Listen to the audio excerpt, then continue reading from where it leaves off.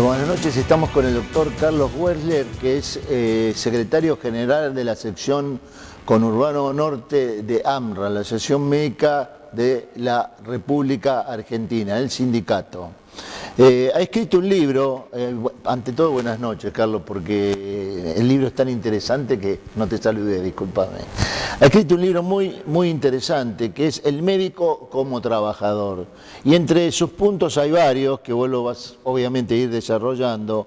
Va desde las formas de contratación, los dueños de la verdad sanitaria, el médico funcionario, la judicialización del trabajo, la guardia médica como concepto laboral.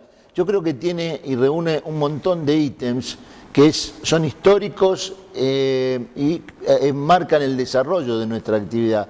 Así que me gustaría que nos cuentes un poquito sobre este libro. Bueno, es un libro muy reciente, lo presenté en la última feria del libro en este año. Y bueno, en realidad es un libro que me escribí a mí mismo y a todos los colegas, pero quiero que sea difusión más masiva y no inventa nada, invita a la reflexión y a pensar sobre lo que hacemos cotidianamente. En ese libro yo hago una descripción de cómo se ha transformado el ejercicio de nuestra profesión. A ver, ejercer la profesión es trabajar. Concretamente es trabajar, por eso el libro se llama El médico como trabajador. Bueno, te interrumpo, hay un concepto fundamental, el médico como trabajador, porque por lo general hay una tendencia a pensar el médico como profesional, claro, y que trabaja solo, que no tiene relación de dependencia, y que deja de tener ese rol fundamental. Y ahí creo que vos lo encarás bien desde el título. Sí, claro, es decir, hace 50, 60 años atrás era común que viniera a un consultorio una persona que quería que atiendan su problema. Ahí había una relación entre dos personas, el vínculo era entre dos, era un contrato que se establecía ahí, y el médico le brindaba todo su conocimiento, su saber, para restablecerlo, su problema de salud.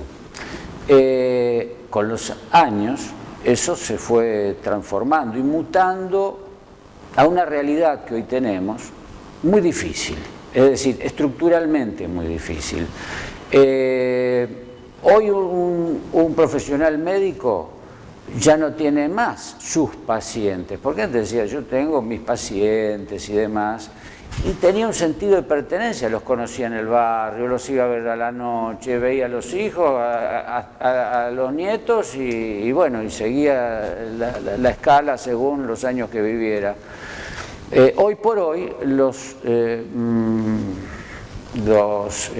las personas o los pacientes que vienen a consultar vienen derivados de alguna empresa.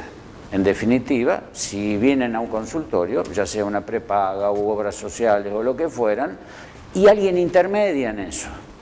Entonces, las condiciones de trabajo para esa relación de volcar el saber, el ejercicio de la profesión, está mediado por reglas de juego que la establece un tercero, que cobra un tercero por eso y después le da algo a cambio por ese trabajo, bien digo, al profesional que atendió a esa persona, paciente afiliado, ya sea una obra social, a una prepaga o lo que fuera. En el sector público lo mismo, es decir, el médico no trabaja, la relación independientemente, como lo era en esos años. La relación está mediada por reglas de juego que las pone un empleador. En estas cuestiones de patronal, trabajador, la ley de asociaciones sindicales y la OIT y demás establecen que los trabajadores se puedan organizar por oficio o por profesión. Entonces, hay sindicatos profesionales, no es un invento argentino. Alemania lo tiene Uruguay, lo tiene Finlandia y Suecia. Y no estoy mostrando países que, y en Uruguay es muy fuerte, precisamente, ¿no?, en un ámbito de subdesarrollo o en vía de desarrollo. Son países que han pasado estas crisis seguramente, incluso con guerra, muchos de ellos, y después de ello han acordado